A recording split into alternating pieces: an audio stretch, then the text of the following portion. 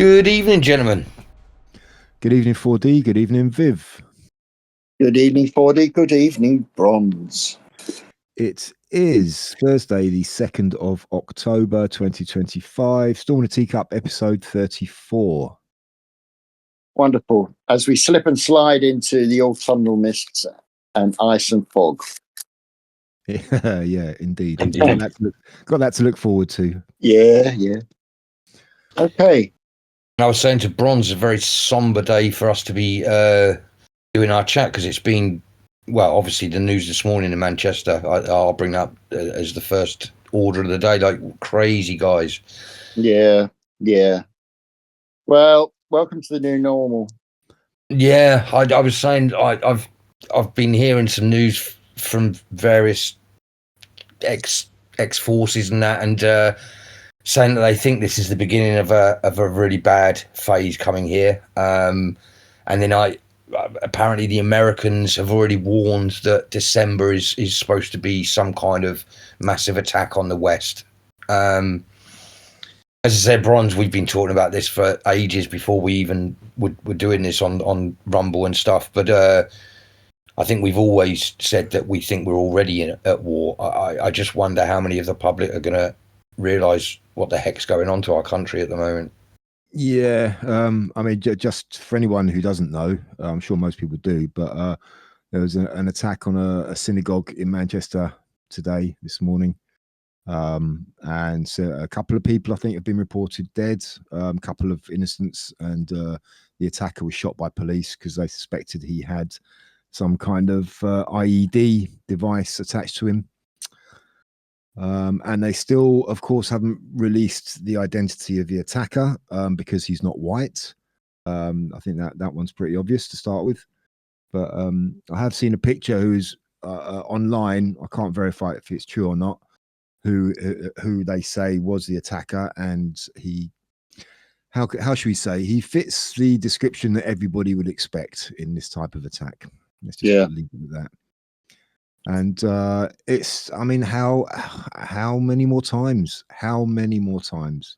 This is just going to continue on. It will go on and on, of course. Yeah. And interesting, one of the poor souls that died was the security guard, the first point of call. And the reason I bring that up is because a lot of people won't even realise that synagogues have had to have security for a long, long time. I don't know how far back it is now, but apparently it's quite a normal thing for synagogues to have security. It's absolutely terrible that people haven't been listening to what's been going on around them. Yeah, well, it's terrible that the government are still protecting and standing up for a certain group which is responsible for these attacks. And I don't think it's a far stretch to say that Starmer is fully, I don't know, maybe I shouldn't use the word fully, but he is guilty of stirring up racial hatred and making this kind of thing happen at the moment. Oh yeah, well, definitely. Yeah, absolutely. All you have to do is to look at his speech at the recent Labour Party conference. That was unbelievable, the rhetoric he was coming out with, especially in the wake of Charlie Kirk. It was just like, what are you saying? What are you doing? It's hate speech. It's hate speech, but it won't be prosecuted. No, of course not. Of course not. But yeah, 4D, I think, he has blood on his hands. I would say that for sure. And not just him. Not just him. No, not just him. As you bring up the Labour conference, which was an absolute, I think a lot of people are saying that's the worst speech they've ever heard. I mean, people are saying he's the worst prime minister and there's the worst this, worst that. But yeah, that speech was so violent, so just not on the ball. He just really doesn't understand what's happening in the country at all. Or as I believe, I think he's the reason for it. I think he's bringing it in, but that's allegedly. That's just my thoughts in a crazy world that I live in. I think he's so deeply embedded in certain ideology, really, really dangerous ideology as well. And he's convinced of his rectitude. He's convinced he's right. And there's nothing people can do to dissuade him of his rightness. same with so many of these ideologues. Well, They know they're right and everyone else is wrong, and it's simply up to them to correct and somehow just shut up the opposition, which is clearly wrong, and they label them as racist and they label them as fascist. Well, this seems weird. Starmer's flirting dangerously with fascism here as well. In the idea of corporations and the state working together. Well, it does raise a question to what you just said, Viv. I agree with what you say, but the question in my mind is he a true believer in the ideology, or is there other forces at work on him who are forcing him to just carry on like this? But so many, I know what you're saying, and I'll go into that in a brief second. But I think to fool people, you have to fool yourself first. You have to be convinced of your rightness. So many of us are full of doubt. I don't think Starmer's full of doubt, but he does look scared. I've always noticed about him. He looks like a rabbit in the headlights. There's something there. There's something there. Yeah, I mean, do you think that he is being forced to do this? Do you think that he is compromised into doing this? That's what I meant. Does he just really truly believe what he says, or is he being forced to say what he's saying and take the stance? It's a combination. I mean, if you've been a human rights lawyer, and as you know, I believe the idea of human rights is illegitimate. I don't suppose I'm a bit of an outlier on that, but I do believe that human rights is a nonsense. It's an absolute nonsense when it's given to you by someone. Because if it can be given, it can be taken away. Yeah. You either have natural rights or you have rights that are given by some state official. So, is he compromised? Yeah, I reckon he's compromised. Yeah, I reckon. And I think those 3 Ukrainians. What the hell was going on there? Those rent boys. They look like rent boys. I don't know. Apparently, that case is coming up in a few weeks, so that'd be interesting to look out for. Can't wait. I mean, one thing as well. I think I mentioned it a week or so ago that I don't know if I mentioned it when we were recording, but that I kind of think there may be a possibility of an attempt being made to take Farage out, and this whole and the speech at the conference just really reinforced that for me. Coming out with all of the basically effectively calling him a racist, and then I think it was either the same day or the very next day, his security detail has been reduced by 75%. That's right. It's like whoa, okay. And they called him. They said he was part of the Hitler Youth. That was Lammy. Lammy, but God. Lammy. That man has no sense of history. He doesn't quite understand the Hitler Youth. No sense of anything. Henry VIII, Henry VII. That's all. I know. I love it, but Hitler Youth.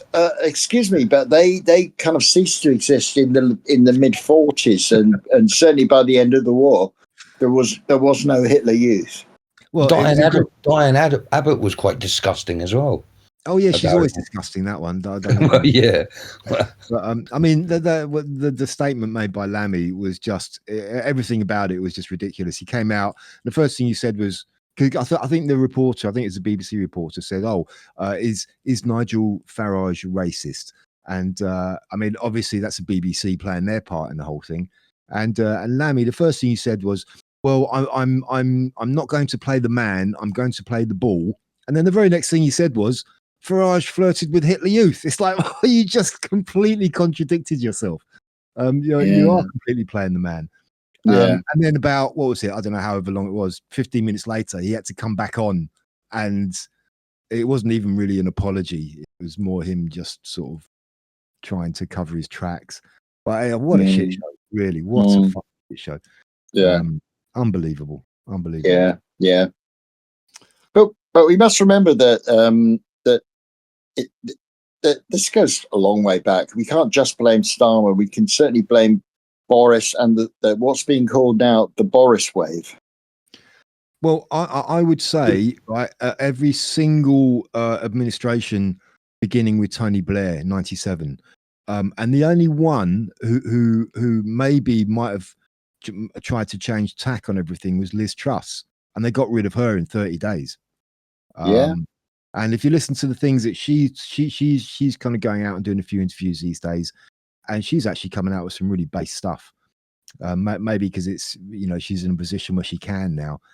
But but every single one since Tony Blair, they've all just continued it on. Blair started it, really. He turbocharged it, and every single prime minister or government since then has just continued it on. So they're all guilty, all of them. Well, yeah, and it goes back to what I agree with Viv in as much as Starmer's rightness, and I think that's it. You get these real evil, disgusting people above him that know they're doing the bad thing. They're laughing with their friends, treating us like cattle, and that's the way of their life. I actually agree with Viv in as much as that I think Starmer he's still evil and disgusting, and I don't have any time for him, but he's just so into his own rightness. He thinks he is right.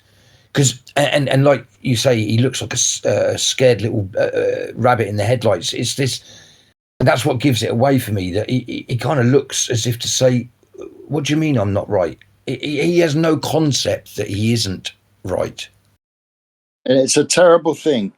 Yeah, when it's people complete brainwashing of himself. He's brainwashed himself because for a start, if you make a mistake, okay, and you admit to the mistake, then you'll grow as a person because you'll realize that, I made that mistake. I won't make that a mistake again.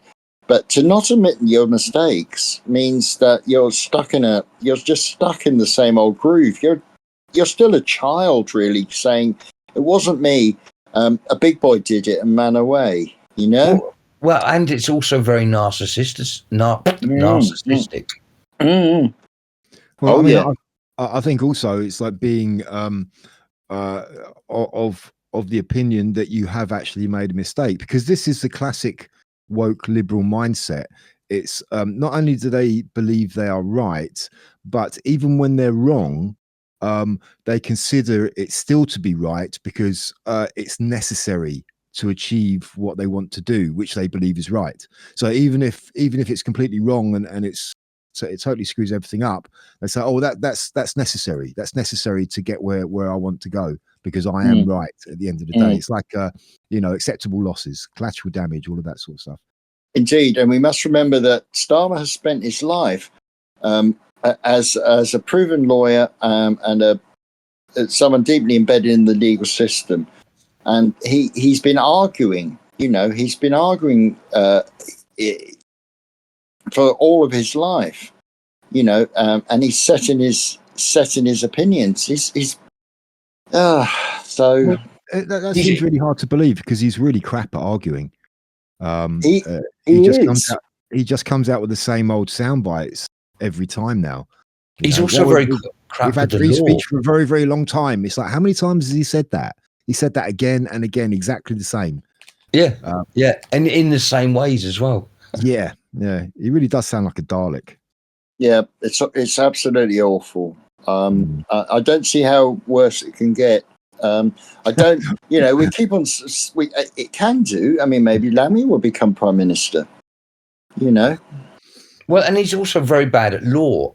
He was talking about the whole giving his mum and dad some land for some donkeys, and he gave it to mum because she wanted to see the donkeys.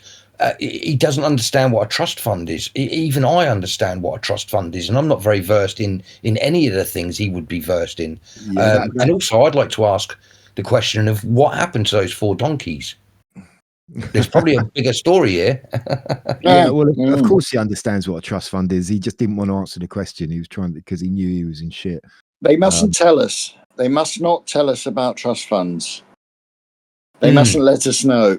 Yes. Because Point. because that's how the rich keep their money, and they use trust funds. I know about trust funds. We had a seminar on trust funds last month. It was a bit odd, but we still had one. And yeah, we were told how to make a trust fund. We can make trusts. Anyone can make a trust. Anyone. Okay. Well, and the agreement of what he did with the field, you don't have to set up a trust fund. That is classed as setting up a trust fund. Does that make sense? Yeah, it's inherent in the eyes of law. Yeah, Sorry. it's inherent. It just is. Yeah, you don't. Yeah. Yeah, I don't know. I know very little about that area, but yeah, he's obviously been caught bang to rights, and he's squirming as per usual. He's got so much going up against him, hasn't he? It's shocking.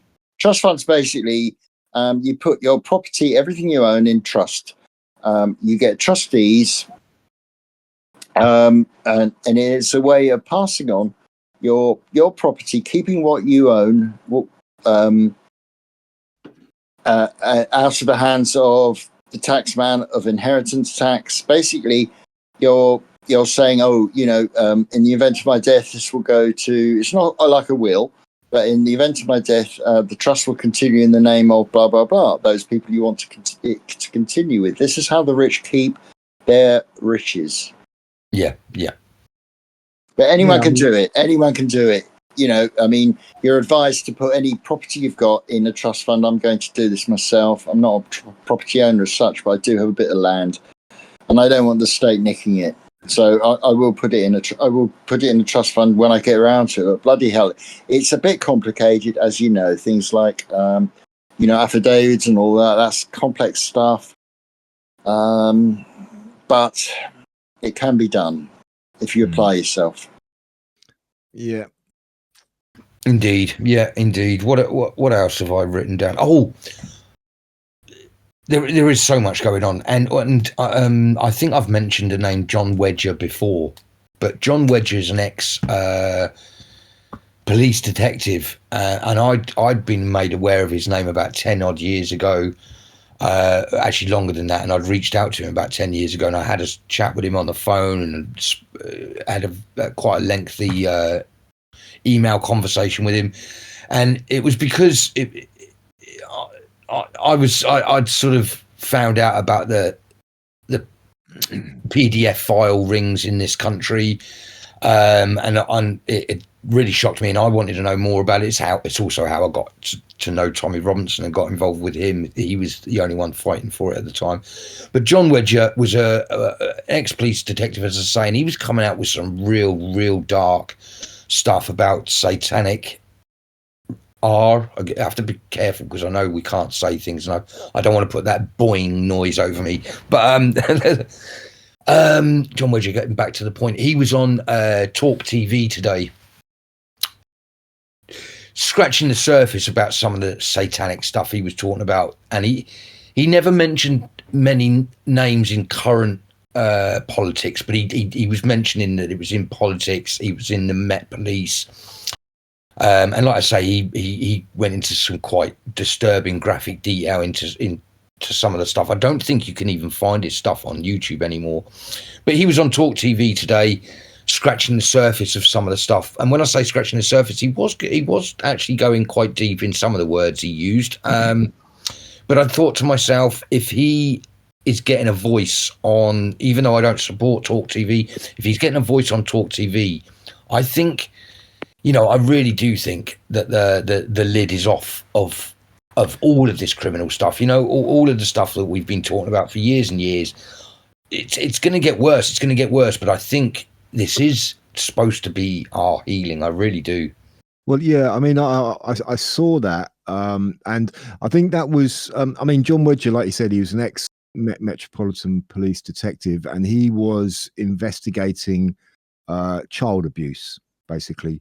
What he calls child prostitution. Going back maybe 20 years now, and in the interview he explained when he tried to move forward with it, he was basically told by someone higher up that he would be destroyed. He would lose everything if he didn't drop it. Someone above him in the police force. And like you said, 4D, he's now come out. That Talk TV thing, I think that stemmed from, because a couple of weeks ago I noticed he did an exclusive interview with the Daily Express, where he came out and said pretty much the same things that he said on that Talk TV slot. So it started with the Daily Express thing, and it's interesting, like you say, he's coming out now, because if he was threatened with losing everything if he didn't drop it, and if he just needed to keep quiet, he's now coming out and saying what he was threatened that he shouldn't be saying. So yes, that is quite an interesting thing. Well, he used to do a weekly podcast where he would stand on the roof of some building because he didn't want people to know where he was, for obvious reasons. But nearly every week he would say, "I'm getting death threats. I think this is," and he wasn't. I don't want to make him sound like he was a glorifier or trying to. He's the most genuine man. That's why I reached out to him. I really thought, my God, you've got to be careful, because he was really genuine. But he was constantly being told to shut up, and he constantly kept on doing his YouTubes. And then, as I say, I think YouTube got rid of him and you can't find him on there. But I think he did do some Rumble stuff, and I think he did have some other stuff going. If anyone wants to look him up, he did talk about some really, really dark Satan. And he's convinced that it's all devil worshipping, and he said he talks about having seen it in the Met Police, having seen it in the areas that he was looking into because of the child stuff he was looking into. It was all that sort of way, and it's, as I say, very, very dark stuff that goes right to the top. It does, yeah. I mean, it starts with the care homes, because these are all children who are in care. And they were basically, he's saying they were going missing for the weekend, and they would come back, and they would come back in a really terrible state. And the care homes turned a blind eye to it in the first place, because to them it was like, that's great. These are troubled kids, and we've got them out of our hair for a few days, and they're not causing trouble in the care homes.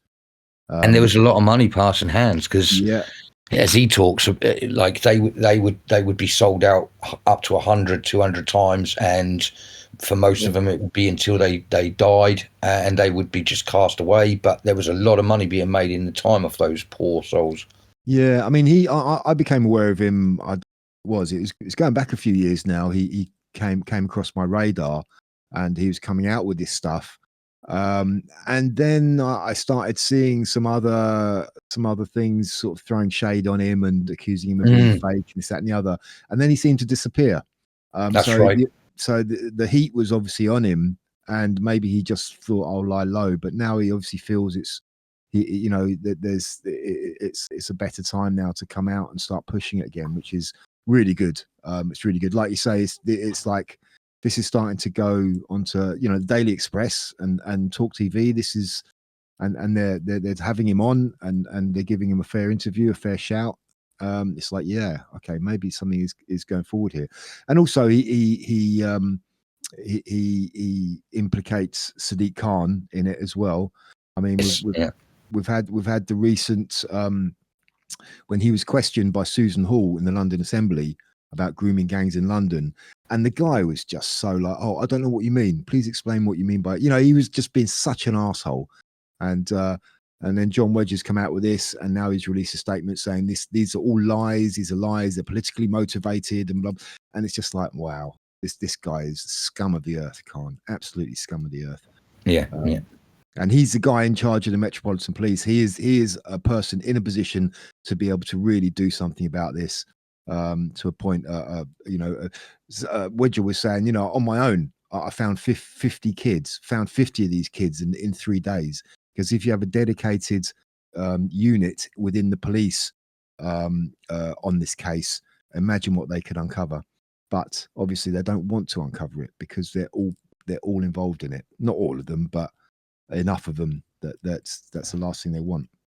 Well, he even started, and I think that's when you say that he suddenly went quiet, is when he started to do interviews with the abused, and I think that's what it was, or that's what closed him down in the end, is they didn't want that stuff coming out.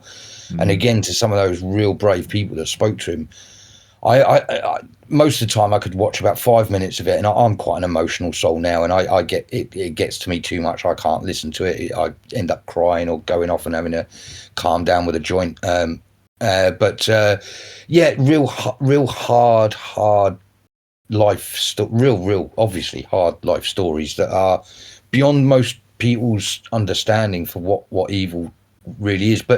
And that's what I want to push here. Like, we're talking about stuff that goes to the top, and John Wedger must have balls of steel, because he was in the Met Police, so he knows who he's standing up against. He's no one's fool, and he's no one's bitch either, because he knows that he's fighting possibly the royal family, possibly the Met Police, possibly government. It's possibly the hardest gangs that you can freaking fight in this country. So, well, hopefully the yeah. fact that he's coming out now, he feels that he has some kind of measures in place where he feels like he's in a reasonably strong position now to push this forward. So Yeah, that's what I was hope. wondering. Let's just hope. But yeah, it's very, very, very dark and not good. Have you ever come across that name before, Viv? Yeah, I have. Yeah, but only quite recently. Yeah. Oh, right. I mean, I wonder if I wonder if his profile's been raised a bit higher, because one of the paedophile gang had been sentenced this week. They finally had the sentencing. The leader of the gang, the pedo gang, has received 35 years. The Islamic mob, yeah, Which is hefty. Yeah, the idea of labelling this is as also, I'm just a bit unclear, really. What we need is some clarity from Muslim organisations that this isn't acceptable, or is it? Is this kind of normal behaviour? Is this okay amongst the wider Muslim community? I know that people have come out, and I know people have said, yeah, this is not acceptable. Well, I'm sure the majority of them do actually feel that this is not acceptable, but because of their cultural position, they can't come out, because they'll just be completely ostracized by their own community. So, they have to. Well, they do have to. But they absolutely have to. Yeah, but otherwise, if they don't, everyone, that all Muslims will be blamed. All Muslims will be looked upon with suspicion. This can't be good. Which for them. Is happening, but then you get the media and the government covering for them. You see, so it's like they know that they have that protection in place. So I don't think that's a great concern to them, and they just claim victimhood and racism, and people are silenced by that, or have been. I know, but it's very hard to believe that you can be racist towards followers of a particular religion, which includes every ethnicity and skin tone in the world. Yeah, I mean that is obviously true, Viv, but that's a moot point, because I think people have the idea that has been so ingrained in people now is that's logical, and it's true, but still that's the rationale of that has been totally washed away by by propaganda and being called racist and bigoted and no good shit. It's like this isn't applied to Christian denominations, because there have been paedophile priests within various churches.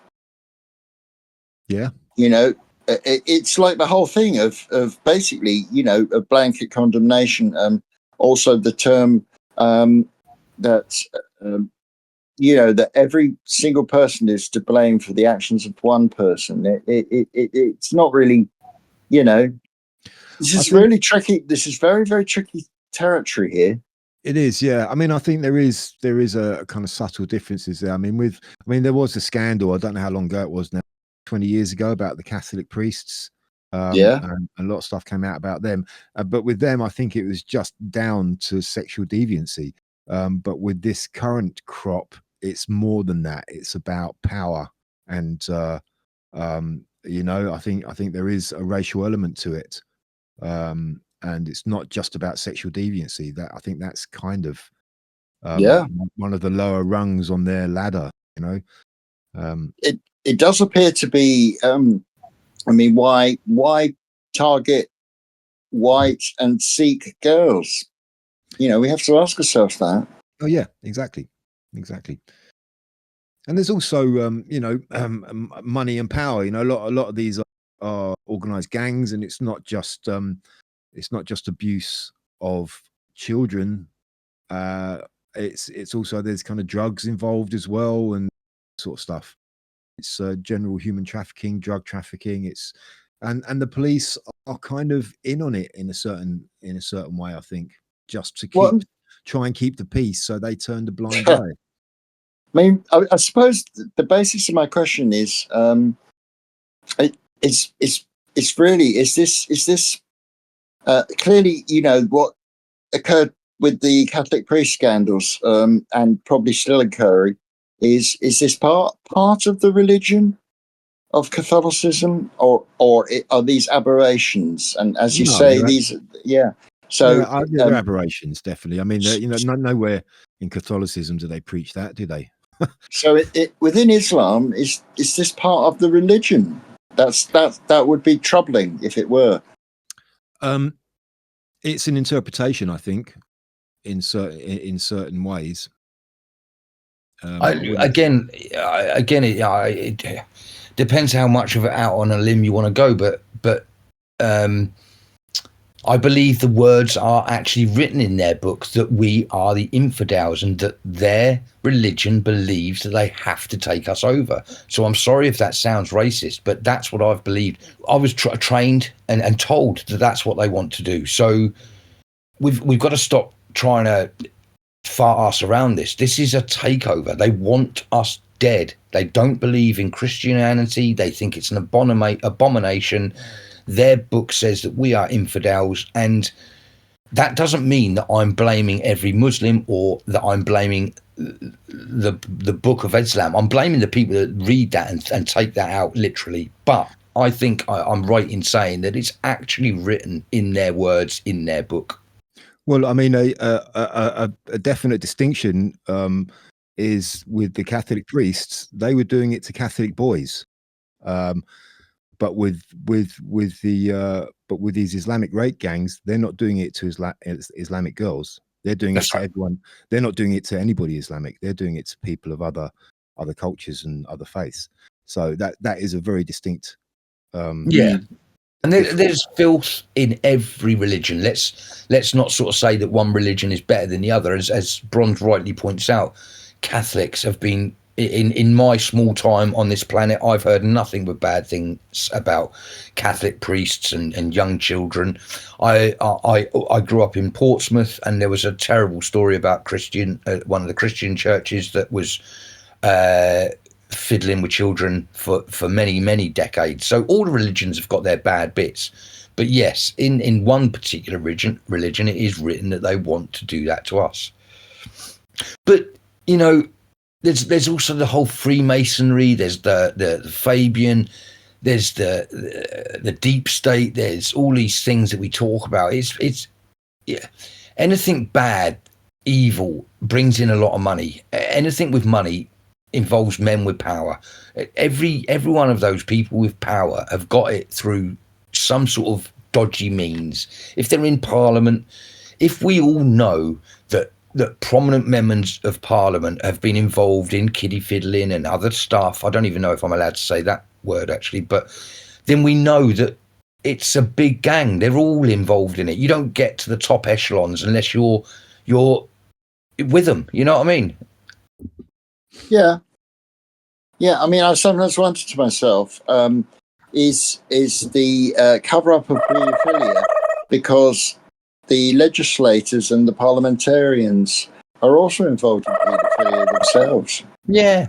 And if they're not, they don't care. They're so sociopathic, or like I say, their rightness. They believe they are in charge of us, that we are just cattle to be harvested from. There are Yeah. people that truly believe that about us. Oh, Yeah, absolutely. It's the mechanistic viewpoint of looking at humans rather than organic, living, breathing, sovereign men and women. That we're being seen through scientific revolutions as well, through various philosophical ideas. We're thought to be machines. The whole of the world is thought to be a machine. It's the rise of the machine. And I'm sorry that I'm going on about that, but I think there's something in this. As I'm going through Paul Kingsnorth's book, the Against the Machine, and I've also got Rupert Sheldrakes, who's wrote a response to Richard Dawkins, not mainly aimed at him, but it's called Dawkins wrote a book called. But it was against religion, against God. And Sheldrakes' book, although Sheldrakes was a scientist, is kind of mirroring that idea that basically that we are machines. Sheldrakes saying no, we're not. We're not. We're highly complex. This is very, very complex, but we're certainly not machines. To be understood in the sense of a car is understood. Yeah, there is a philosophical discussion to be had about that, because in a sense we are machines. We're biological machines, but that's probably an avenue we don't really want to go down right now. Well, modern science has gone way down there. There are Sheldrake puts out in his book, which I'll go and find in a minute. That there are certain tenets of modern science that describe humans as being machines. We are just machines. All we need to do is understand how it works, like you understand how a car works or something. Yeah, but we'll never do that, because we have facets to us which are not of this world. Our thoughts, our imagination, our consciousness. Yeah. Well, that's it. And they're only just realizing that. That's the thing. They've been trying to mind control us since the 60s, and because they're so confident in their rightness again, they had no idea that it was going to backfire as many times as it has done in the last 50, 60, 70 odd years. And it's probably all culminated to the whole Q thing or whatever's going on today. It's all culminated in this. In fact, did you guys see that there's a massive protest in Argentina at the moment because the local big drug gang live streamed tortured 3 girls to the whole public, and basically said, if anyone else steals our drugs, this is what's going to happen to you. And the whole of Argentina sort of stood up at the moment. But even that, they live streamed the most horrific torture of these poor 3 girls, raped and killed them. It's these people just want evil, want nastiness spread. Well, there are already protests in Argentina because people are protesting against some of Malay's economic policies. That was going on a few weeks ago as well. So I don't know if this is a new one or it's just compounded onto that one. But, it's all coming to a head worldwide. Yeah, it is. France, it is. Massive protests in France as well. You see, sorry to change tack, but Sarkozy has been sent to jail. Nicolas Sarkozy been sent to jail. Oh, was he? Well, yeah. Oh, yeah. I'll just pop out and get that book, but carry on, Jim. Yeah. I was going to ask you. I think we should have a section every week called Viv's Bookshelf, where he tells us about the 15 books he's currently reading. A brief synopsis. But he beat me to it. What expression am I looking for here? It just seems the humanity seems to be just dropping in the world. The level of not tolerance or acceptability, but but that's not quite the word I'm looking for. But yes, things are certainly the levels of decent behavior is dropping now. What people are prepared to accept and prepared to do and prepared to actually put out there in terms of, like you say, those videos in Argentina. This, yeah. Yeah. Yeah, it's just got so, I suppose that's it. It's been out there for so long. It's got so bad that it's now just out there for everyone to see. It doesn't have to be hidden. It's so blatant. It's just crazy. Yeah. yeah. What else? Yes, the that meeting that when Trump recalled all of the U.S. military generals for an in-person meeting. That was very interesting. Why he did that? You must have heard about that. Yeah. I was just going to say, and wasn't it just after Pete Hedges or however? Yeah, yes. Said that he doesn't want any more fat generals and stuff like that. He was saying about. Yeah, I think he said that at that meeting. That was that was the same thing. Right. Yeah. Yeah. No beards, no long hair. He's getting them back into shape, and then Trump came out and basically said, "Look, anyone who wants to resign can resign." And I think it's a process of kind of weeding out possible infiltrators in the top brass. Well, I thought that sounded like it was directed right at Milley. Yeah, I don't know. Is he even still involved? I don't know. I don't know, actually. Yeah, true. Yeah. But there was some very interesting speculation on this, and it was absolutely pure speculation from this guy Josh Reed, who I've started following, and he's really quite good. Yes, so some of his stuff is a little bit out there, but he does come up with some very good scenarios. And he reckoned, or he speculated that this may have been some way of collecting metadata from all of these generals' phones, and they can track and trace everything through that, where they've been, been in contact with, to kind of maybe to weed out some of these infiltrators, if you like.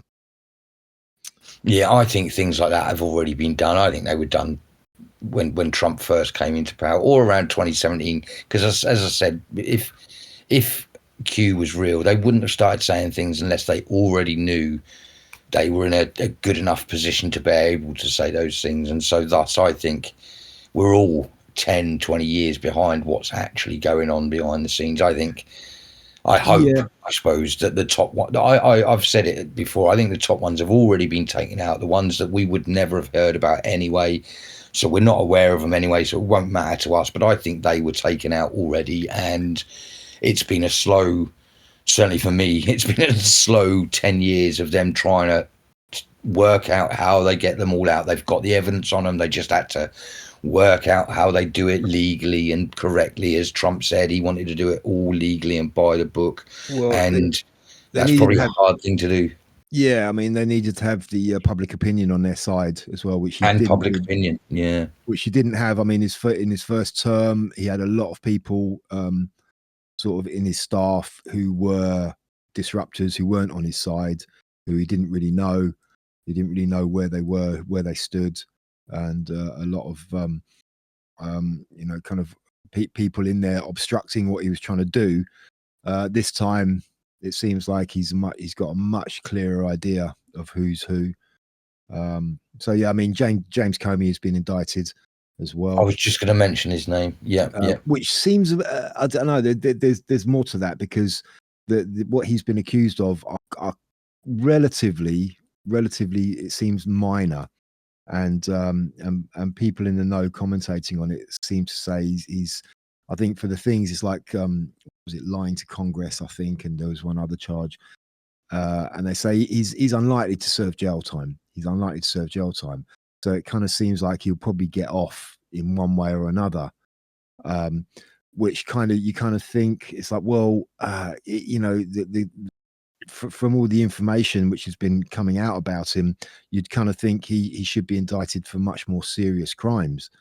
But another way of looking at it is that they have all that evidence on him, and they've brought him in on these lesser crimes, and they'll say to him, look, this is what we've got on you. Now you can either work with us now, or it's going to get really, really bad for you, because this is all the stuff, all the really bad stuff we have on you. So that's one possibility, that they may just be getting him to kind of sing like a bird, as they say. Well, the other possibility as well is that statement that I've always lived by is Q used to say they won't be able to walk the streets. And what I mean by that is, yeah, he doesn't serve any jail time, but once he's cut out of his protection sort of racketing area that he was in, then all the jackals that he was feeding, because he's, all these people are involved in so much dodgy stuff. We're talking child trafficking, we're talking drugs, we're talking the lowest of the low, but also the scariest of the scariest. So, there's this idea that people say, oh my God, he's going to get away with it. No, he'll be out there without any security looking over his shoulder every minute of every day, because he knows the kinds of people he was messing around with.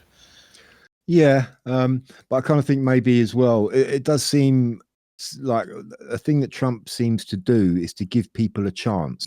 He always seems to give people a chance at first. It's like, well, give them a chance, and if they don't go for it, then we can hit them.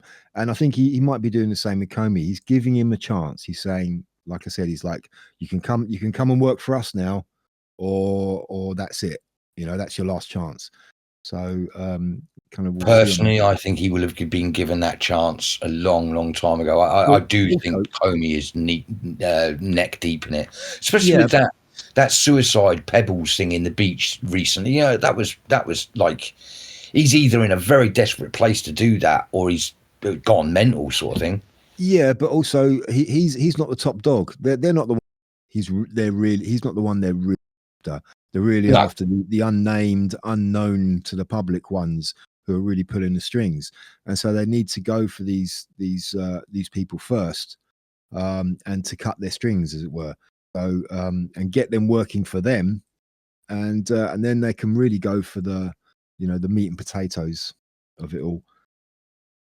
Mm-hmm. I mean, again, on your point there, maybe he's already been working for him for a couple of years, and this is all just the sideshow end of it, sort of thing, and he's already named the names that needed to be named, or given the evidence on Hillary or Obama or someone higher. I don't know. None of us really know. It's why it's a scary time, and bringing it back to England is why, even though I do believe in Q and I do believe things are going to get better, I think we're headed for some real dark times. And if there's any truth in what they're saying about December, then it really is going to be a case of the civil war in this country is going to be spilling over, I think. Well, okay. I mean, if things are starting to kick off now in terms of terrorist activity, you have to think, well, who are they going to attack? Are they just going to attack the public again? Are they going to attack more innocent Jewish people, or just the public in general? Or are they going for some proper high profile people? I mentioned Farage. I think I still have a feeling that something's going to happen to Farage, or an attempt is going to be made, and maybe some other figures who are on the opposite side of the regime. I don't think it matters. They just start terrorism once your public are frightened to go out. Go back to the IRA days. You guys would have been older than me, so you'll have much better memories of it. But there were places where people wouldn't go shopping for weeks on end because of the bombings and the problems that were going on. But no, I mean, what I was thinking of was the public reaction, the general public reaction, because people are already pissed off. People are already starting to act. Back in the 80s with the IRA, it was a completely different story. The mentality of the public was very different. They still trusted the government. Yeah. Nowadays we don't have that. So if there is a spate of attacks now, is there going to be a breaking where the British public actually say, right, this is it, we're done with this now? And that's exactly what scares me. Yeah, exactly. There has to come. I'm shocked that that time hasn't come, and I've said it before. I think I attribute a lot of it to Tommy Robinson. I think if it wasn't for him, a lot of people will have kicked off already, I think. But that aside, I think that's what scares me. Is I'm so pessimistic. I'm not very optimistic when I look down this lens. I think to myself, almost every week I think to myself, shit, things are going to kick off. Oh shit, it's going to kick off, because we're being, there was another story about a woman that was gang raped in a churchyard, graveyard last on Monday, I think that was, and it was a gang. It was a lot of people in a graveyard. We've got these things that are being done to us. Then and I meant to say, and on the flip side of that, you got someone got arrested at 1 o'clock in the morning for a meme that said, fuck the Hamas, which, what's wrong with that? They're a terrorist fucking organization. No, it's insane. So why haven't the public kicked off? I don't know. I think we've got we're very lucky that we're in a Christian country. I think I've got to say that, because I don't know why we haven't kicked off yet. They want us to. Yeah, maybe. Yeah, that's a tough one about. I mean, yeah, maybe. A tough one on what? About they wanting us to kick off. It's their only option, mate. When you think about it. Yeah. No, I understand. Yeah, I understand that. It gives them a reason to impose even more stricter rules on us. I get that, but if it kicks off to an extent where they are overwhelmed, then they're going to lose. Yes, that's kind of what I'm getting at. Maybe they think that they've imported enough people over that they believe it's a kind of that we'll just fight each other and we'll forget about them, and that the casualties will be so great that I don't know what goes through these psychopathic minds, but they think they're winning. I'm not sure about that. If they thought they're winning, they wouldn't be doing some of doing and saying some of the outrageous things that they are. I mean, just going back to the Labour conference, like that was all of that rhetoric was fear from them. It was pure actually fear. True. Yeah, true. And they're desperately trying to keep a lid on it. They're desperately trying to do it, and I think in terms of us, fighting each other, that's not going to happen. I mean, look, and you gave credit to Tommy Robinson, and I'll back that up. He is bringing people together. Not everyone, obviously. I mean, Unite the Kingdom is like, that's probably not going to happen, but I think within a certain area, he is doing that. He is uniting people. For sure, yeah. But and so and it's been completely peaceful. So that is all of those people know that just wanton violence is not going to work. But together, together, just mass protests of the same type, more and more people, that could really have an effect. Yeah. I don't think. I genuinely think that middle class don't realise how lucky they are that Tommy Robinson has calmed down a lot. Well, because for whatever, I know that they call us thugs and they call us football hooligans. I don't even like football, funnily enough. But the all I'm going to say is it is the working class that usually bring up their fists, because middle class people have too much to lose. They don't want to get involved in the battle, and upper class they're lost anyway. They're involved in it all, and it is always the working class that kick off. And as I say, it's Tommy that's grabbed hold of the hardcore football groups and basically, not basically, he's been swearing them, saying you don't fucking kick off, don't do this to me, and the respect that Tommy has means that people have said, no, I won't do that to you, Tommy. And it takes a real strong, special person to inspire that kind of following. Well, yeah, I mean, the middle class is the key, I think, because they're the ones who are that they can afford to turn a blind eye, because they're, to some certain extent, they're insulated from it all, and like you say, they've got more to lose. But it's going to get to the point where they can't ignore it anymore. It's going to be right on their doorstep, and it's going to be right in their face if things carry on. And once they start to wake up and and kind of join in, then it's game over, I think. Oh, then it's game over. Yeah. I've always said I think they attacked the working class back in the 70s, 80s. Probably that's when they started to destroy the work. And I think this attack recently, it's 10, 20 years, has been an attack on the middle class. Yes, I'm not saying the middle class are useless, not by any stretch of imagination, but the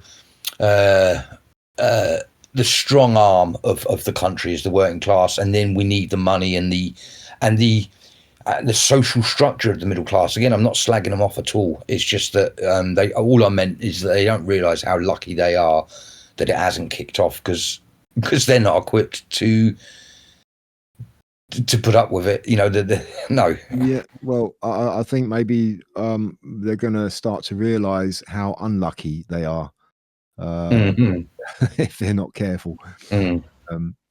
But where's Viv gone? I was going to say, I'm here. I'm listening. I'm listening. Yeah. You've gone for a nap, Viv.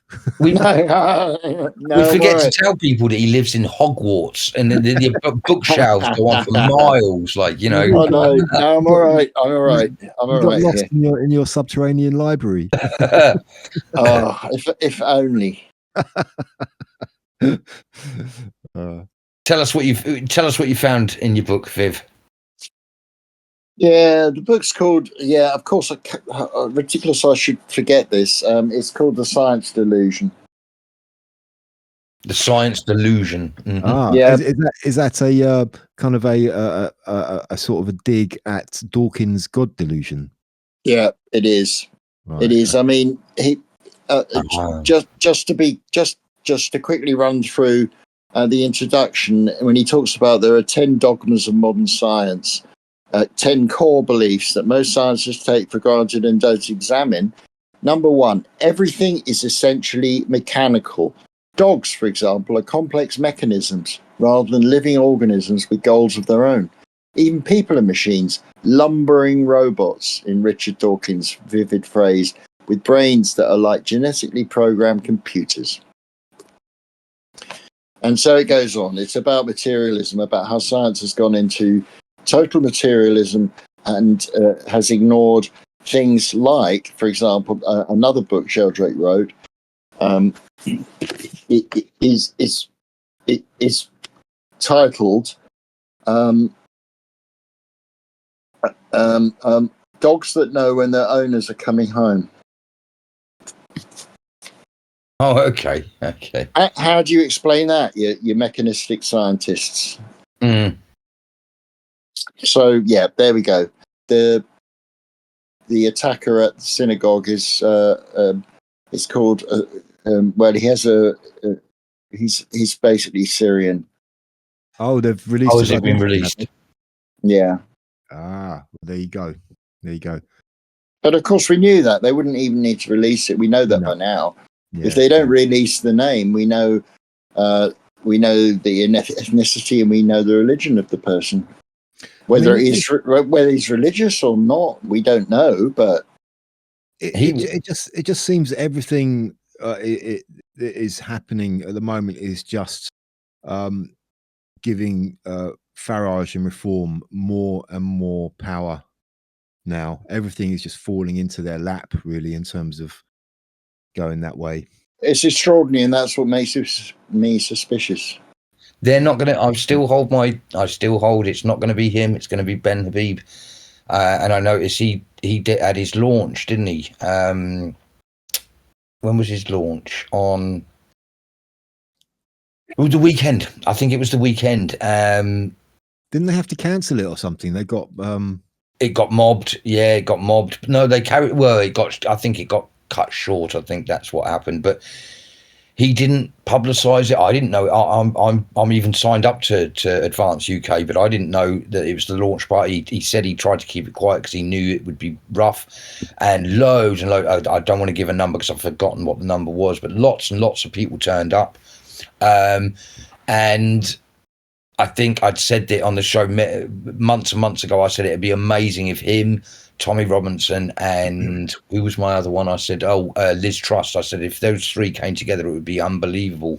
Well, he basically said like he's with Tommy, and Liz Truss was talking about the whole Advanced UK. So I think on some spooky level, I might be there might be something in that. I think Reform have got a part to play in this. I think. I think it's not going to be straight from this government to Advance. It'll be probably from this government to Reform, and then maybe Advance will rise after. So I think Reform will probably get in, judging by all the polls, and then they will screw up one way or another, and then maybe Ben Habib might get a look in after that. I really don't. I've said what I thought. What about you, Viv? Well, as you know, I'm not a fan of politics, so I don't know really. You don't care, yeah. No, I do care. No, you do, yeah, of course. Yeah, I do care, but I just think that it's become very corruptible, and it probably always was. We don't have people. I don't know if someone appears who cares about the people in this country, wants to make things better for everyone, well, that's good. But I can't see that happening really. It's schisms and it's sectarian. I mean, we've already bloody imported a sectarian. We have a sectarian war going on now between Jews and Muslims. Well, no, I don't think it's just Jews. I think it's Jews, Christians, and Western culture in general. Yeah. I think they're all a bit under attack. But I mean, I will say that I think when you say someone who cares about the people in the country, well, Ben Habib is very much pushing that. Whether that changes remains to be seen. You know, and cynicism also, you know, from your point of view, Viv, it's like he could well just fall into that and become part of the system. Sure, that could happen, but he is making all the right noises at the moment in that regard. And Farage already is part of the system. He always has been part of the system. I'm not going to deny he's amazing for getting us out of Europe, and the stuff he did in the European Union was amazing. He stood up for us, and I think he did have a good heart, but I just don't know. The way he stood against the whole Tommy thing, the way he doesn't want to talk about the Muslim rape gangs, everything about him in the last couple of years, I've just thought, no, really don't like the guy. Yeah, I mean, he's always probably lusted after power, and he's getting closer and closer to it. When he was in the European Parliament, when he was the head of UKIP. That was like a pipe dream for him, but now it's becoming a real prospect. So he's having to change his tune. He's having to change his tactics. He's having to do these things. And I'm not sticking up for him. I'm not saying that's a good thing. I agree with you. You know, I don't trust him either. But I think that's just an explanation of why he has kind of seemed to have melted a bit over the last few years. Because it's like. When never mind, it's a really stupid analogy. Carry on.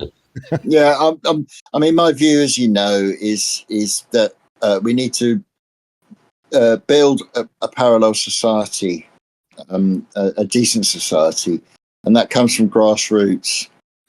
Well, I think that is what is slowly happening, buddy. I really do think something like that is. You're right. It's got to really. But the current one has to relinquish its grip either willingly or by force. Yes, and they're not going to, and that's not going to happen overnight for sure. So yeah, I mean that is a very nice kind of ideal, and I know. I don't disagree with you, but it's kind of like, well, you know. Well, we have to. What we have to do first of all is expose the malevolence that is in government, that the whole Houses of Parliament, this whole thing. I mean, I would urge people to I'll be there to come to London on the 18th. I'll be there. There's a demonstration. We don't know where it starts. We do know for what. It's against the digital identification beast system. Yeah, I saw someone post that on the Stand group, and I thought they're asking for a lift down to London on the 18th. So I was like, That's right. Yeah, we're all going, I Oh, think. cool. Yeah. Oh, yeah. I thought that was for a. I must have looked at the wrong thing. I thought that was for an art convention. That's why I didn't. Because they answer it. posted a picture of an art show directly underneath that post. That's what I thought as well. Yeah. That's stand for you. But I mean, Oh, no, guys, I thought you were going to a bloody art festival. Sorry. no, mate, no. Yeah, I saw the address I saw the address of that art exhibition. I saw it was in your neck of the woods, Vic.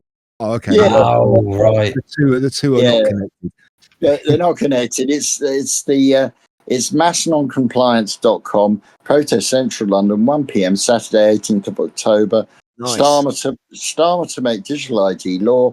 Choose to resist digital ID, or it will be the last chance you ever get to make. That'll be a nice opportunity to have a coffee and meet up again then. Yeah. I mean, if there's a few coming down from the stand as well, we can catch up. That'd be good. That'd be really cool. Yeah. Nice. I see that petition's knocking on the door of 2.8 million now. Okay, yeah. Last time I looked, it was 2.6. Yeah, it's going to hit 3 million.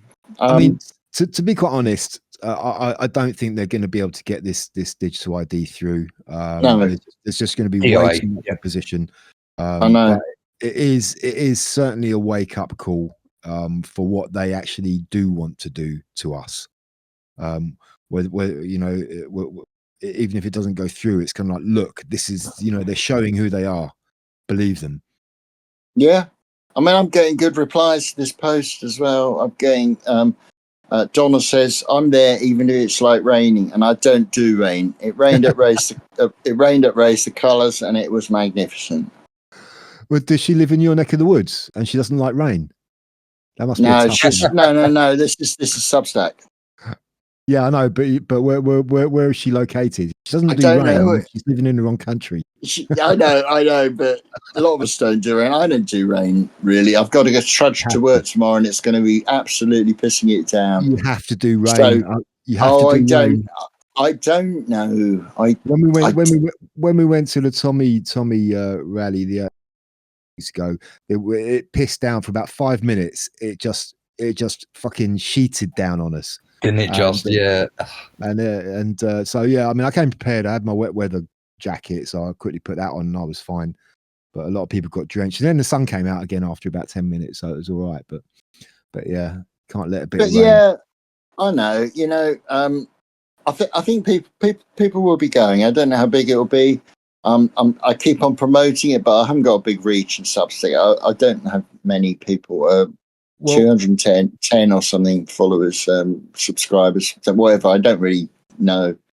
Well, I think if I don't think the numbers are for this first one are so important, but it's a matter of starting the movement and gaining momentum, and I'm sure it won't be the last. That won't be the last. No. But we're thinking of going from Suffolk. We're getting lifts down. I suggested on last Sunday that we get a minibus. Yeah, because almost everyone wants to go. So just all chip in, get someone to drive. You'd be sorted. Yeah, good idea. Yeah, that's what I reckon. Yeah, Saturday you can always find a place to just park it up on a Saturday somewhere in London. There's less parking restrictions than during the week, so you can. Yeah, that's what I reckon. But I'll talk again on Sunday. But I got my flag. I've got everything ready, so that's right. No, it's my Christian anarchist flag. Of course, it's bloody massive. It's absolutely bloody massive. Yeah. So you'll be able to identify me there from that. I'll be carrying that, but the wind will probably blow it away. But never that's mind. Really good, because I would never have recognised you otherwise. No, I really expect to see people from the old anti-lockdown and anti-jab protests. I really expect to see. There'll be loads out there. I know it. Yeah, if you can find them, depends how big the crowd is, but yeah. I'm bloody hoping that's going to be huge. I know the anti-lockdown people. We used to go on about. We said, "Oh, this will lead to digital ID. It will lead to central bank digital currency. It's the slavery system. It's the beast system." So I know they'll all be out. Yeah, They'll all be out. They'll all be out. So yeah, there were some big numbers back in the day. So yeah. Yeah, it'll be great. And I'm just treating it as a social occasion. I haven't been to that London. That London. That I haven't been there. Yeah, that London. I haven't been there for years. Well, I went there last November. But that was a disaster. Went to try and see my kids, but that didn't happen. But 18th of October, all out. All right, yeah, cool. Check out my Substack. All out on 18th October against fascist digital ID. Yeah. I wouldn't be surprised if it's already a memory by the time that comes up, actually, Bud. I think it's already dead on arrival. You reckon? I do. I think. I don't even know why he tried that at the time. I think maybe Bronze was right. He's so frightened. He's just trying anything, I suppose. Yeah, I don't think it'll be dead in the water, but yes, it will certainly. Like I said, I don't think it's going to go anywhere. There's way too much to do to bring that in, and there's going to be legal. They have to pass new laws and legislation to make it all above board. And like I said, there's going to be so much pushback, not just from the general public, but actual people in the institutions, in media. There's a lot of pushback within the media already on it. So and even within parties, I think there's going to be a fair amount of pushback. So yeah, it's No, that's what I think as well. I think, but the very fact that they've tried to do this, like Blair did, it's the dream of Blair, Lord of Gaza, and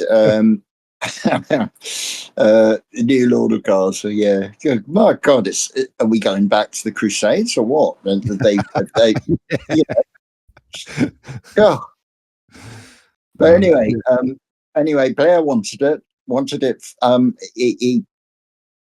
He was big on that ID card. Again, there were protests. Again, it was stopped. Blair really is. There's parallels starting to emerge in my mind of how everyone said during the Biden administration how it is basically Obama behind the scenes pulling all the strings, and it really seems like Tony Blair's kind of in that position now. I think he has got a lot to do with what's going on behind the scenes. Oh yeah. I think he's probably been there in the background ever since. Yeah, absolutely. Yeah. So yeah, he certainly enriched himself. Oh God, he's really well off now. Even if he wasn't before, he is now. So the lad's done good, hasn't he? But not for the country. No. Well, Starmer has now become officially this country's worst ever prime minister, apparently. But I still maintain that Tony Blair is probably that because of what he has put in place. I think he is to blame for pretty much where we are now. For the most part. I say to you, I have fucked Iraq. I have fucked loads of them. I've fucked all these countries, and now I've come back to fuck Britain. Yeah. Sorry about the swearing, people. He's definitely my most hated. The amount of soldiers that died because of him, he has lots of blood on his hands as far as I'm concerned. Yeah. I mean, Libya was the other place that I'm thinking of. And Gaddafi did say that if you get rid of me, it will open the floodgates to Europe for all sorts of disaffected maniacs. Yep. Yeah, I think Gaddafi was pretty much, very much misrepresented. I've seen so much about the whole trial and everything about him. I've seen so much thing that contradicts everything I thought was true. He didn't get a trial, mate. He didn't get a trial. Yeah, no. He had a broken bottle shoved up his rectum, and then he was executed by he was caught somewhere. It was absolutely horrible. Saddam got a trial. He was hanged, but Gaddafi, no. Libya is now a failed state because of taking out Gaddafi. Yeah. We might not like Gaddafi. We might not like Saddam, and they weren't great. But then again, has it been made better? Well, That's my question. Better the devil you know, as they say. Yeah. And Blair is that devil. Yeah. Yeah. Changing the subject, did you see that Trump has launched a new drug company called Trump RX? No. Yeah. So he's doing cheap. He's going to outbid, or he's going to outdo Pfizer. Basically, all his drugs are going to be cheap as chips. And I thought Trump RX. I think that must be something to do with him and RFK Jr. Perhaps. I don't know. It sounds like that. There is already a company selling stuff called Easy RX, an American company, and they sell stuff. They sell all the stuff, Femben and Ivermax tin and all of that sort of stuff. So I wonder if there's some connection there. Oh, okay. Cheers. Maybe that's yeah. Interesting. I thought because apparently the stock prices plummeted as soon as he launched his new company. So as in the stock prices of Pfizer. So again, I think that's a direct hit.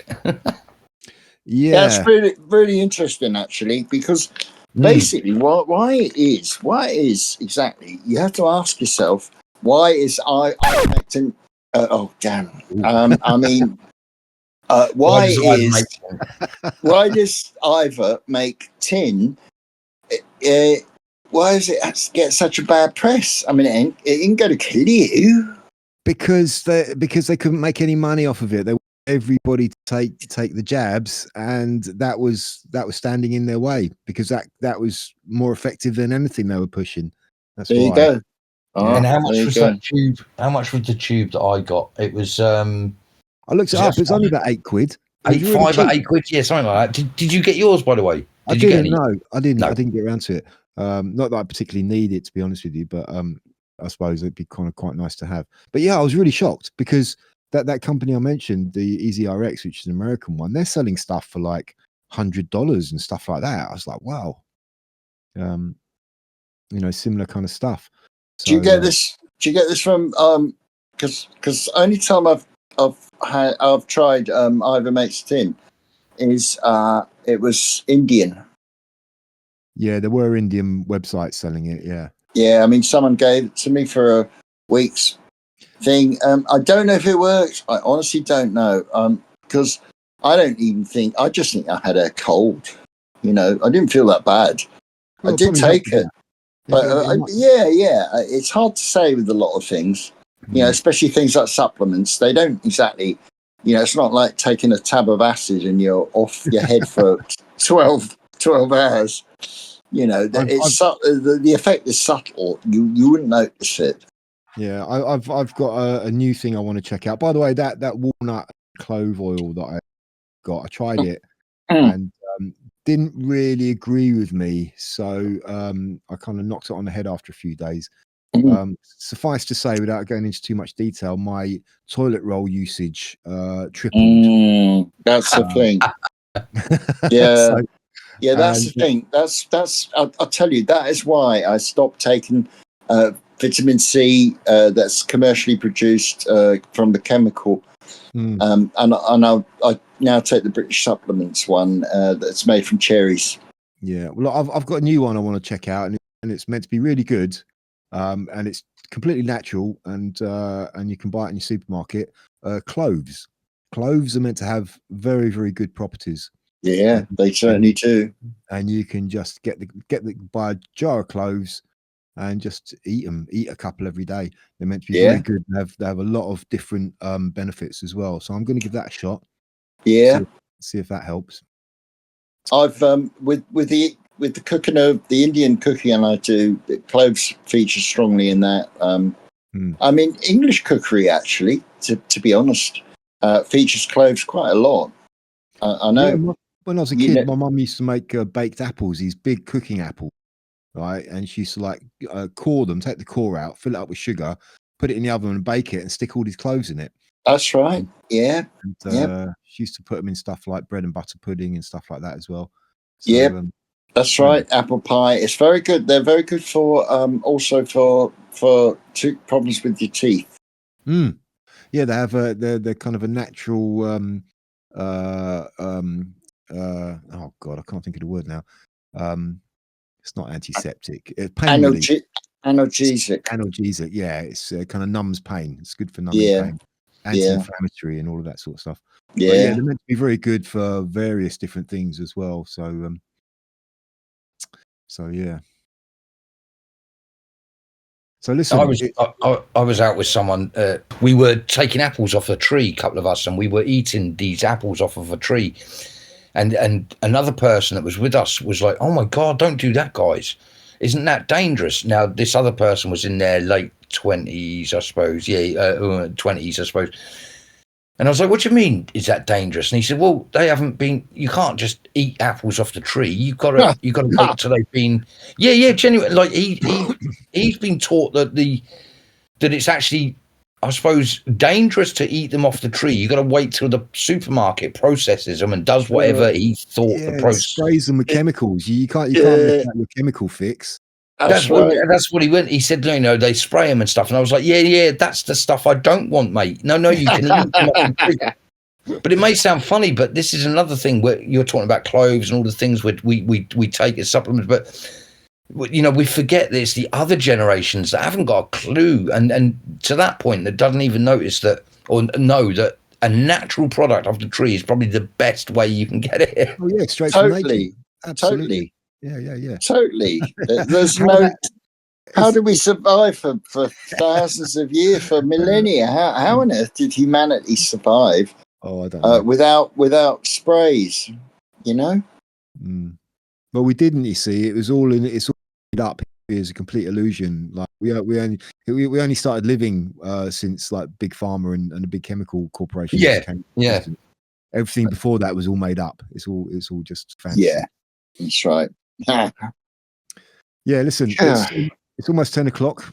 So, are we? So it is. Yes, yeah. Are we still talking Eric Morecambe? Go back to Eric Morecambe and what? Morecambe and Wise. Yeah. I noticed 4D. You posted a few clips of them. So you've been investigating. Well, yeah. Do you know, because we spoke about those two?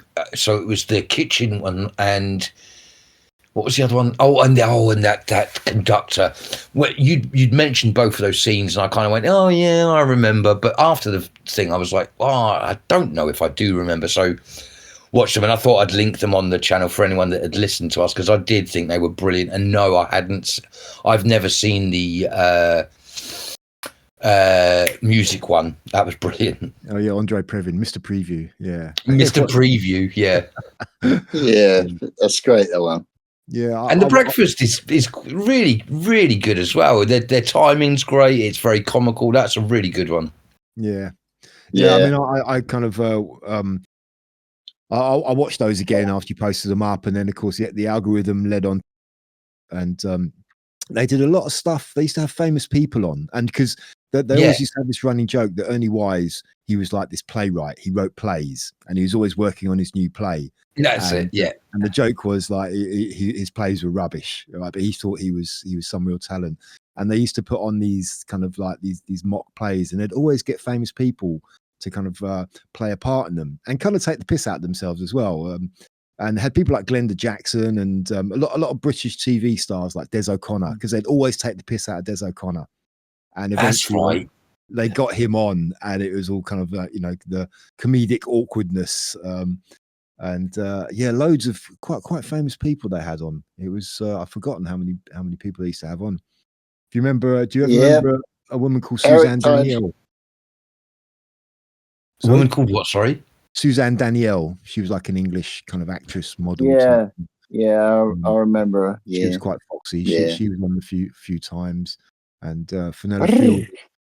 Fenella Fielding played the kind of the foxy vamp in Carry On Screaming. Yeah. Oh, I remember her well. She's wonderful. Yeah. So yeah, those are the only ones I can remember, but they had many more apart from those. So that was another aspect to their shows as well. Yeah, I was watching one where they were doing a Cleopatra thing with a very, very sexy woman. I don't know who she was before my time, but very comical, playing Antony and the whole Cleopatra stuff. Brilliant, very funny. Remember that, yeah. I think that was Fionella Fielding. I think Fenella Fielding, yeah. Fenella Fielding. Yeah. Oh, okay, yeah. But Yeah, Eric Morecambe wrote novels as well. You know. Oh, did he? Yeah. Oh, yeah. How many? Was he prolific? He wrote a few. He wrote one called Mr. Lonely, I remember, but Okay. Were they comical or were they serious? I'm not really sure, you know. I mean, no, I'm not sure. Don't know. I do know he died on stage. Did he? Another one who died on stage, yeah. It was very sudden. Yeah, it was all very sudden, wasn't it?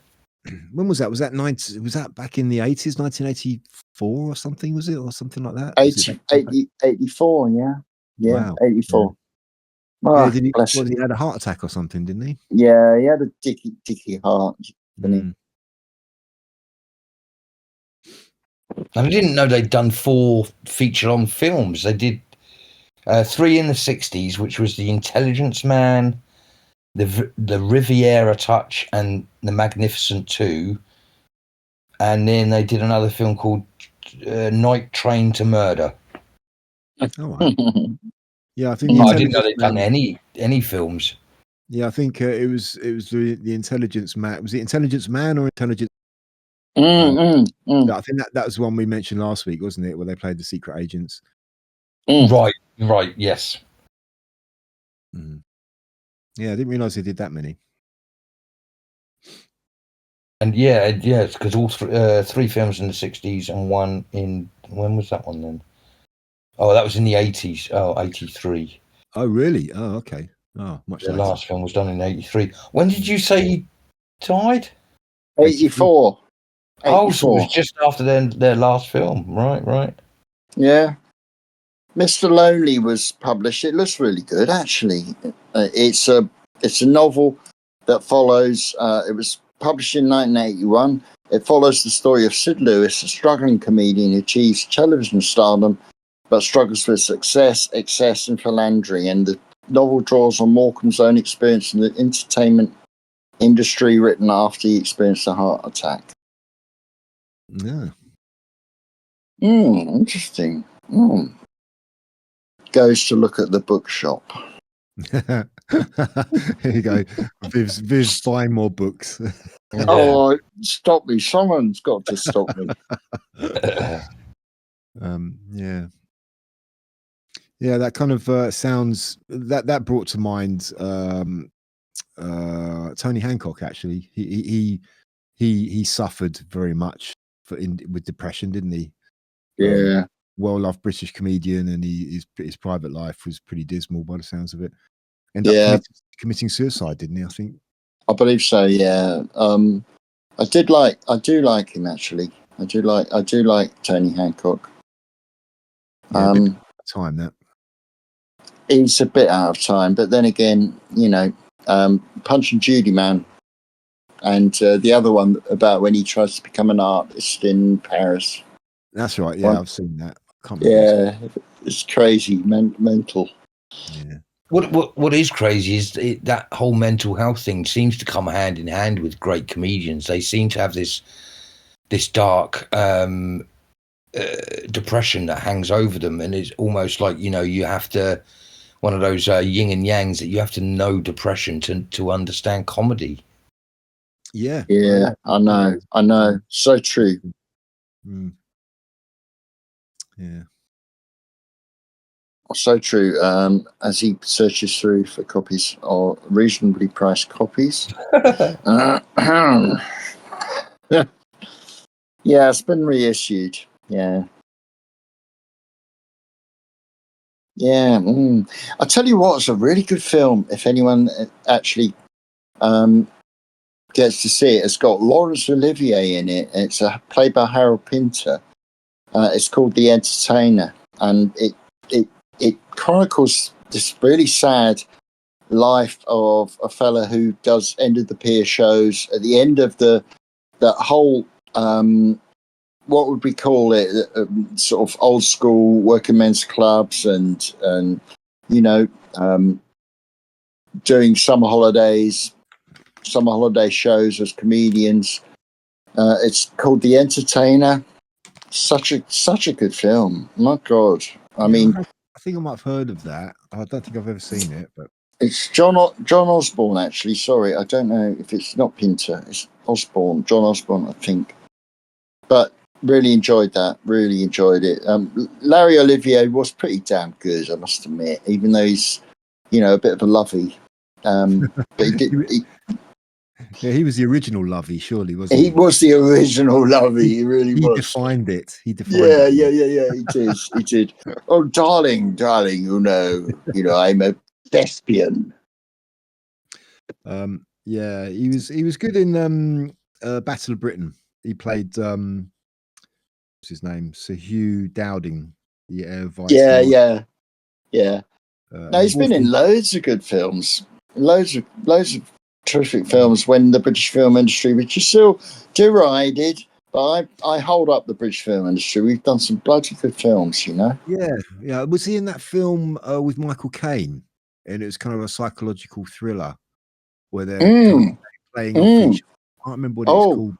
Oh, yeah. That's fantastic. That one. That's a great film. There's just the two of them. That's right. Yeah. Oh, damn, man, that's really good. That film. Mm. Yeah, let me searches frantically. Yeah, that was terrific. Actually, what was that about? They were in a house together. It's dark. Yeah, it's very dark. What was it I'm called? going to find out. Oh, you do that. I will. Yeah. Oh God, he was in. Yeah, he's in Marathon Man. Of course he is. Oh, was he? Okay. Yeah, the White Angel. He plays that Nazi. All right. Rebecca. Yeah. Of course. Henry V. Of course. Oh, Sleuth.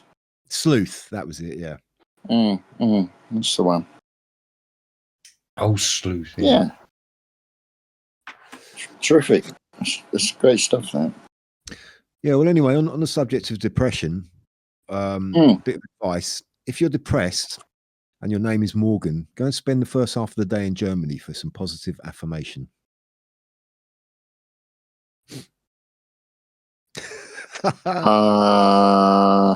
Guten Morgen. Guten Morgen. Oh, yeah. Morgen is morning in German. Yeah, of course. All right. Yeah, very good. Right, say that whole joke again. If you're depressed and called Morgan, go and spend the first half of the day in Germany for some positive affirmation. Oh, I see. Oh, I should have got that. Yeah, of course. I thought you would have got that. Yeah. That was way over my head. That was way too clever for my. Yeah. That's too much, isn't it? A wee bit contrived.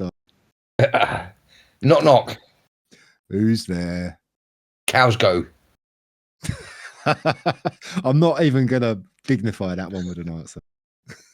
Oh, someone's got. You can't leave me hanging on a knock knock joke. Who? Cows go. Who? No. Cows go moo. Oh gosh. Oh. On the subject of animals, I went into a pet shop and I said, "Can I buy a goldfish?" The guy said, "Do you want an aquarium?" I said, "I don't care what star sign it is." So while I was there, I said, "Can I buy a wasp?" He said, "We don't sell those." I said, "But there's one in the window." Got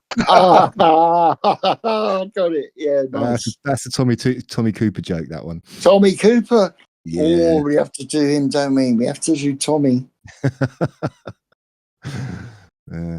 Why did the garden feel overcrowded? I don't know. There wasn't mushroom. There wasn't mushroom.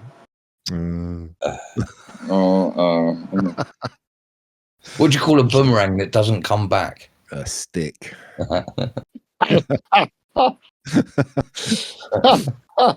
Oh dear. Here's a handy tip, right? If you're being chased by a police dog, try not to go through a tunnel, then onto a little seesaw, and then jump through a hoop of fire because they're trained for that. Yeah. Is it okay to joke about depression though? I think it is. Yeah, absolutely it is. Absolutely. You can I joke think about it anything. is. You can joke about anything. I think you can. Yeah.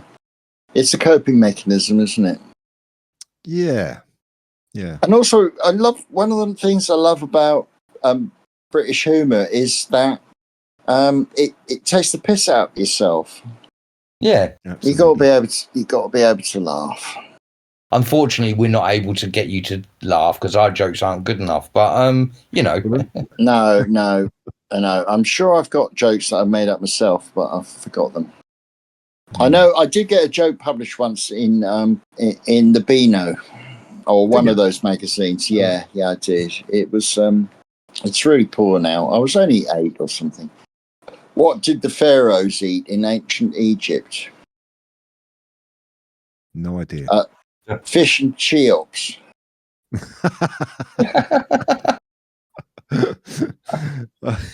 Yeah, okay, for an 8-year-old, that's quite good. That's pretty damn all right, isn't it? Yeah, I sent it in. I can't remember what magazine. One of those kids' magazines. Yeah. Got another Tommy Cooper joke here. Oh God! I went to the doctor the other day. I said I broke my leg in 3 places. He said, "Don't go to those places." Yeah. Yep. Two behaviorologist scientists meet each other in the street. Hi, says one. How am I feeling today? All right, sometime later they have sex. The other one says, that was good for you. How was it for me? Psychology jokes, people. Yeah. No? Yeah. How many narcissists does it take to change a light bulb? Just one. All he has to do is hold it in place while the world revolves around him. Yeah. Okay, well, I phoned the local Ramblers Club today, and this bloke just went on and on and on. Oh, I see. Oh, yeah. Okay, all right, fair enough. A Freudian slip is when you say one thing and mean your mother.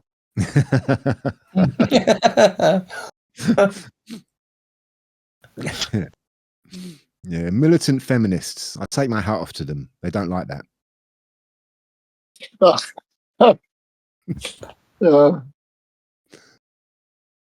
Actually, this isn't a joke, but it's funny. Oh, well, it was funny to me.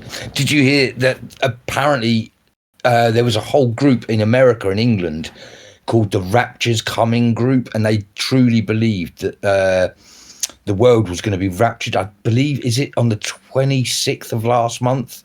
Yes. And apparently a load of these Christians gave their house away, gave their freaking property away, gave all their money away because they were absolutely convinced that last week was meant to be a bloody rapture day, the poor souls. And I saw there was some TikTok of this, I suppose 40 or 50-year-old woman absolutely bawling her eyes out saying, I don't know what to do. I got rid of the house. I gave it to a homeless person.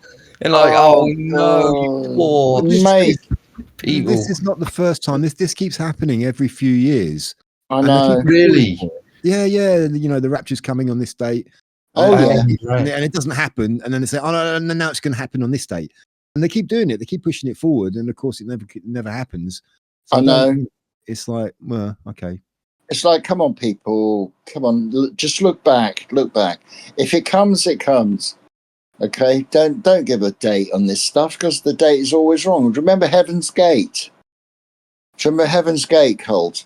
They all killed themselves because it was something. I hope I've got this right, but yeah, they all basically killed themselves because that it was all coming. I think a spaceship was coming down to take them or something. Yeah. Oh, Well, right. Oh, Yeah, I think I kind God. of remember. I mean, if the rapture's coming, the way I understand it, if you're going to give your stuff away to someone, if they're not going to be called up by the rapture, then their life is going to be hell anyway. So, Why would you give them your house? Yeah, true. I know it's mental. I mean, the like- Heaven's Gate was a religious movement, and they basically it's a cult. And the guy, when you look at the guy's face, you think, whoa, easy now, fella. But yeah, they got several hundred people, and basically it was a mix of New Age ufology and followers could control themselves into immortal extraterrestrial beings by rejecting their human nature, and they would then ascend to heaven. Yeah, then you don't need someone else to be telling you these things. It's like that's kind of crazy to me. Don't just blindly believe another human being on these things. They did. They came to believe the body was merely a container or vehicle for the soul, and their consciousness would be transferred to next level bodies upon death. And so 39 of them killed themselves. I can't even get 39 people to believe that the country's in a desperate state, for goodness sake. Oh no. This was all to do. You must remember this. It's 97, and the Hale-Bopp comet was approaching, and they believed this to be a sign. Bless. Okay. Bless. I know.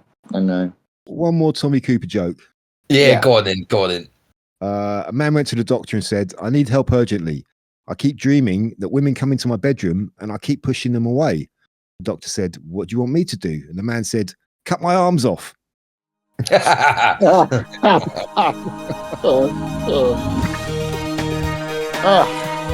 that note, gentlemen, I think it's a good night. Yeah. Good night from us, and it's good night from them. Yeah. Good night, everyone. Have a wonderful week. Yeah.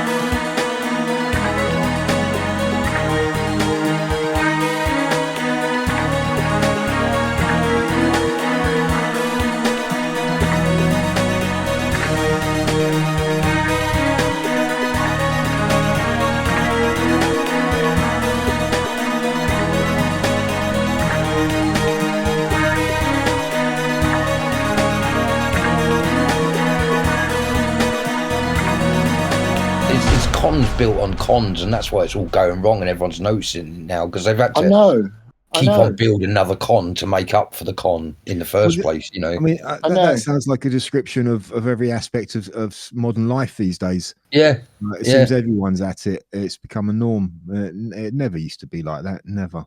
No, there's the honor and dignity has gone out of the world, and now it's the worship of money, the worship of power, mammon, the worship of mammon. It's all about money.